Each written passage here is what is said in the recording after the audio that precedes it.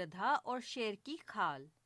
پیارے بچوں، کبھی کبھی ہم کچھ اور بننے کی کوشش کرتے ہیں مگر اصل پہچان چھپ نہیں سکتی۔ ایک گدھے کو جنگل میں شیر کی کھال ملی۔ وہ خوش ہو کر بولا، واہ، اگر میں یہ پہن لوں تو سب مجھ سے ڈریں گے اور مجھ کو جنگل کا بادشاہ سمجھیں گے۔ اس نے کھال اوڑھی اور اکڑ کر چلنے لگا۔ جانوروں نے دیکھا اور بھاگنے لگے۔ شیر شیر بھاگو! گدھا ہنسنے لگا، ہا ہا ہا ہا ہا ہا ہا۔ سب ڈر گئے مگر خوشی میں اس نے اپنی اصل آواز نکال دی، ڈینچو ڈینچو، جیسا کہ گدھا بولتا ہے۔ جانور رکے اور بولے، یہ تو گدھا ہے۔ سب ہنسنے لگے اور اسے بھگا دیا۔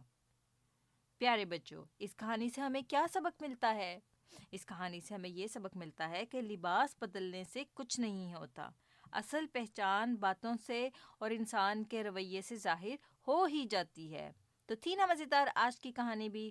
انشاءاللہ ہم پھر حاضر ہوں گے ایک اور اچھی سی کہانی کے ساتھ۔ تب تک کے لیے اللہ حافظ۔